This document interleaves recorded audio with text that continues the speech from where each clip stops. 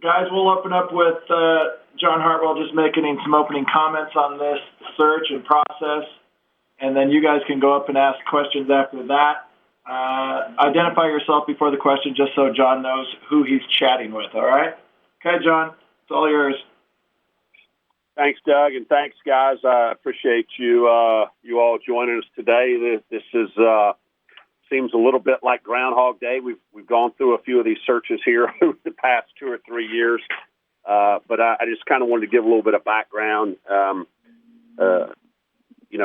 This all came about pretty quickly on Friday evening. It was interesting because about 2:30 on Friday afternoon, Craig and I had a conversation. He was going to see his sons play in an AAU deal down in Salt Lake. I'd asked him specifically. He said, "Hey, anything with the U?" And he said no. And I have, obviously some things transpired late Friday afternoon and into Friday evening, and it came about very quickly. It's interesting in the small world of athletics, whether it be collegiate or professional. And as I've had conversations with quite a few agents over the last 2 or 3 days, that story all got verified from others that were involved in the University of Utah process. And I know with one of those individuals,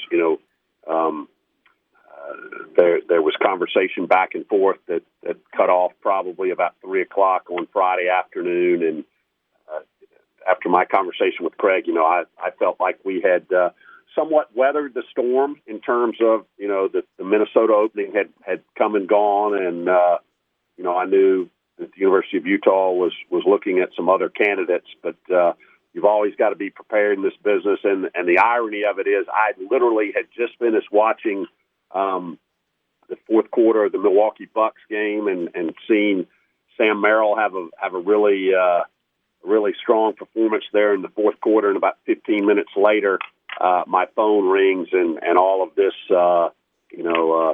comes to light of what had happened in the past few hours. But just a little context there. But I would be remiss if I did not express my appreciation and gratitude for everything that Craig Smith has done for our basketball program over the course of the last 3 years, or I guess it was actually 3 years and 1 day from the time that he was announced until last Friday, or Friday when he accepted the opportunity to go to the University of Utah. But qualifying for 3 straight NCAA tournaments, the national notoriety and accolades that he brought upon Utah State basketball.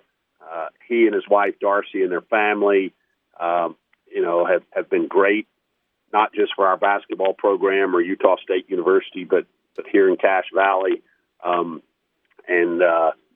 He and I had a pretty unique relationship, both as an athletic director and a head coach relationship, but also a strong friendship, which that will continue, forever. And I wish him nothing but success, other than the times, and hopefully we can get this done where the Utes come to the Spectrum to play hoops, or we go to the Huntsman Center to play them.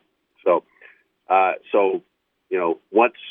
once I got that call on Friday evening, the wheels started turning. This was a very attractive opening 3 years ago.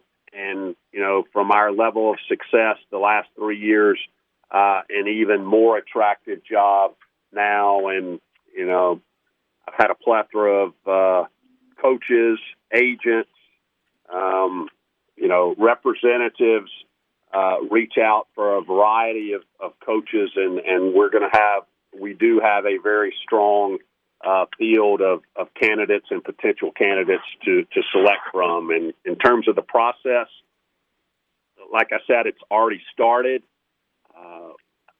I like to establish reasonable timelines.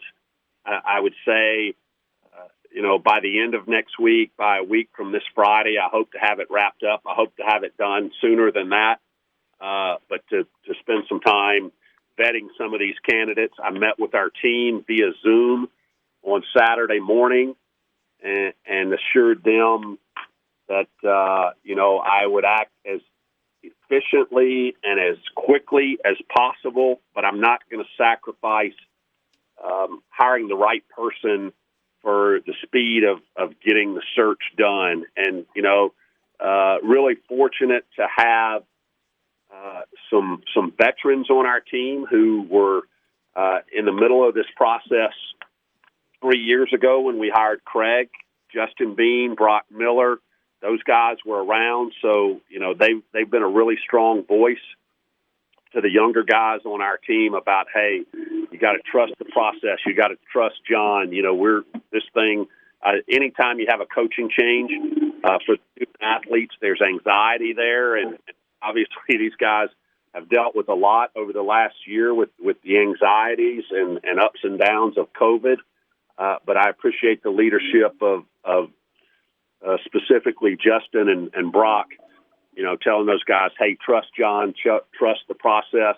I'd be remiss, too, if I didn't say, I've had some correspondence back and forth with Sam Merrill. He's obviously still very close with many of the members of our team, and I know he's provided them the same message as well. So we are on go with the process right now. I have not decided whether we're going to use a search firm or not.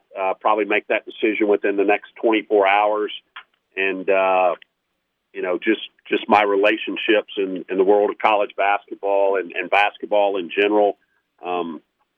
We may be able to do it without a search firm, but still working on that process and look to have interviews start here shortly. And,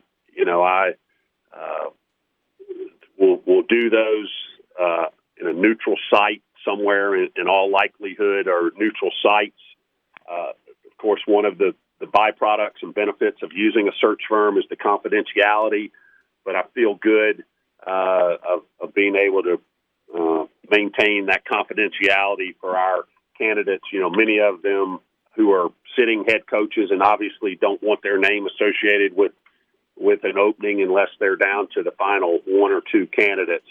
But we continue to work through that process and excited about it. Obviously, again, wishing Craig well and, to have success at the University of Utah and appreciative for what he's provided us here. But it's all, it's an opportunity for us to get even better. And, the bar has been raised high, 3 straight NCAA appearances or qualifications for appearances. Obviously, we didn't have it last year, but we feel there's a strong nucleus on our team coming back and a really attractive opportunity for us to continue the increased success levels of our men's basketball program. So with that, I'll stop rambling and open it up to questions to you guys. Hey, John, this is Sean Harrison from the Herald Journal. Who is in charge of the team right now? You mentioned you've talked to him. Is there anybody of Smith's staff that's in charge of the players right now or in charge of the team? Yeah, so we've still got our staff here right now. We've talked about an interim head coach, but I visited with our staff actually Saturday morning too, and have got them all still involved. I know it's a time of anxiety for them too, because some not knowing, what their next move is. But they're still on deck, and we're talking to all of our student athletes. Obviously with the transfer portal, I think I looked earlier today. There's 984 student athletes in the transfer portal, and we've asked our guys to just hold tight. We're going to make a decision here in the next 10 days to 2 weeks. Have that. Have the new leader of Utah State basketball on board, and they're all engaged in that. John, Alex Behar with the Salt Lake Tribune. Thank you for doing this. You mentioned that you had a conversation with Craig on Friday, and I guess it seems like the indications to you at that time, at least in the afternoon, was that he wasn't going anywhere, and obviously things rapidly changed. Do you have any indication of what he told the team in terms of that? I mean, did he also assure the team that he wasn't going anywhere until something changed? I think that was maybe a day or so earlier that he had talked to them. And I know, one of the difficult things in a coaching change, for whatever reason in today's society is social media and people putting out, whether they be assumptions or educated guesses or anything else that may not be fact yet, but all of a sudden the word gets out there and it just snowballs. So, it's difficult to be able to put together, unless there's only one or two people who truly know, to be able to keep something confidential. I mean, in a perfect world, it would be ideal for a coach to be able to tell the team that he is departing, thank you. I'm going to take this other opportunity, and then fast forward however much later to be introduced to the new team. In this case, University of Utah men's basketball team. But with social media today, it's nearly impossible to do that. And I told the team on Saturday morning, Craig felt really bad about that because from a timing perspective, he had to notify them officially all at the same time via a group text. So again, it's not ideal, but it's kind of the world we live in with today's social media. Craig, Ryan McDonald from Deseret News. Obviously, you had alluded to the fact that you've done a few of these. Does that influence your decision on this one at all in terms of, do you look for someone who might see Utah State as a stepping stone type job? Do you try to maybe look for someone who, obviously you can't foresee the future, but do you try to look for someone who might maybe be around a little bit longer so you're not doing this again in 3 years? Is there any thoughts one way or the other on that front? That's a great question, Ryan, and I know there are a variety of opinions on that. Not that a fan base would have opinions about anything. I say that tongue a little bit, but I am a firm believer. I mean, and I think if you pose the question this way, if we did a survey amongst our fan base and said, if you could have 3 more consecutive years of going to the NCAA tournament, with the caveat that if you did that, you may be in a search all over again 3 years from now, would you do that? And I think the overwhelming majority would say absolutely. We would take that, and I am of that exact same opinion. I think, again, the levels of success that we have, I would rather have high levels of success and have to repeat this process maybe every 3 to 4 years than to have mediocrity or less than mediocrity and, have the same person in place for 10 years. I just think success outweighs having to do searches, because you've hired high achievers who move on to a higher level. And part of that equation too is we've got to do a good job as an athletic department to continue to raise the amount of resources that we have. And part of my conversation, I'd had multiple conversations last week with Craig and his agent about doing a look-in on his contract, and we were talking about doing some things. Now, were we, going to take him from $800,000 to $3 million? No, that was not practical in any way. for us, given our current financial situation. But we were looking at doing some things. They were appreciative of that. But